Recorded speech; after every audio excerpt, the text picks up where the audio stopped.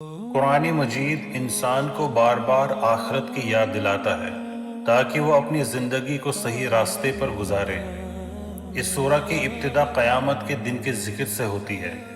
الغاشیہ الغاشیہ کا مطلب ہے وہ چیز جو سب کو ڈانپ لے۔ یہاں اس سے مراد قیامت کا دن ہے جو اپنی ہولناکی اور شدت سے پوری مخلوق کو گھیر لے گا۔ بسم اللہ الرحمن الرحیم۔ هل اتاک حدیث الغاشیہ، کیا آپ کو اس ڈانپ لینے والی قیامت کی خبر پہنچی ہے؟ Has the news of the overwhelming event reached you?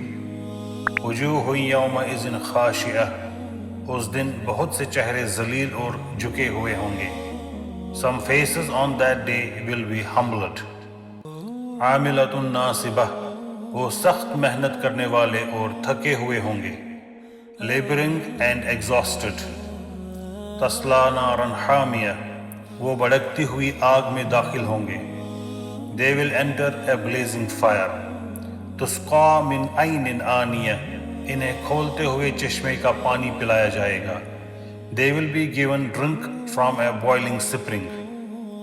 قرآن انسان کو بار بار آخرت کی یاد دلاتا ہے تاکہ وہ دنیا کی زندگی میں غفلت کا شکار نہ ہو۔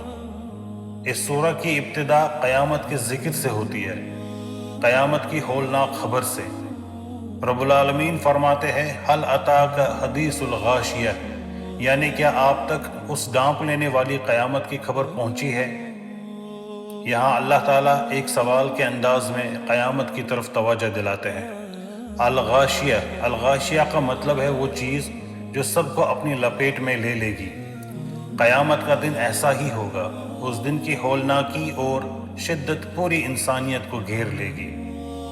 یہ سوال دراصل انسان کی یاد دہانی کے لیے ہے کہ کیا وہ اس دن کے لیے تیار ہے جب اسے اپنے ہر عمل کا حساب دینا ہوگا۔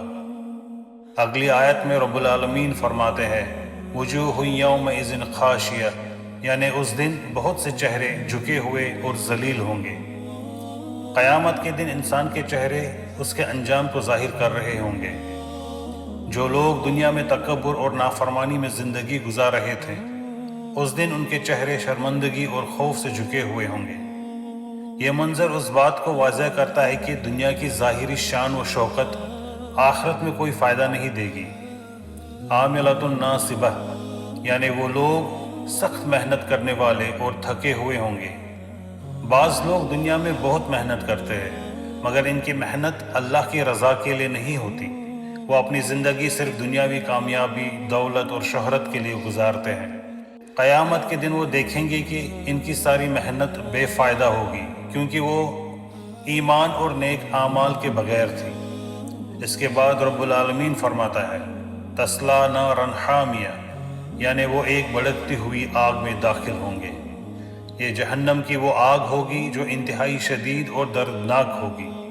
یہ آیت ہمیں خبردار کرتی ہے کہ اگر انسان اللہ کے احکام سے غفلت کریں اور گناہوں میں زندگی گزاریں تو اس کا انجام بہت سخت ہو سکتا ہے۔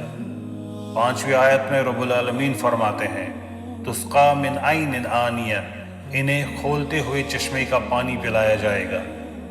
جہنم میں نہ صرف آگ کا عذاب ہوگا بلکہ پینے کے لیے بھی ایسا پانی دیا جائے گا جو انتہائی گرم اور تکلیف دہ ہوگا۔ یہ منظر انسان کو یہ احساس دلاتا ہے کہ آخرت کا عذاب کتنا سخت ہو سکتا ہے۔ ان آیات کا بنیادی پیغام یہ ہے کہ قیامت کا دن ایک یقینی حقیقت ہے۔ دنیا کی محنت اسی وقت فائدہ مند ہے جب وہ ایمان اور نیک اعمال کے ساتھ ہو۔ انسان کو چاہیے کہ وہ اپنی زندگی کو اللہ کی اطاعت کے مطابق گزارے تاکہ آخرت میں کامیاب ہو سکے۔ قرآن کا مقصد صرف معلومات دینا نہیں بلکہ انسان کے دل کو بدلنا اور اسے سیدھے راستے پر لانا ہے۔ اگر ہم ان آیات پر غور کریں تو ہمیں اپنی زندگی کا مقصد واضح نظر آنے لگتا ہے۔ والسلام۔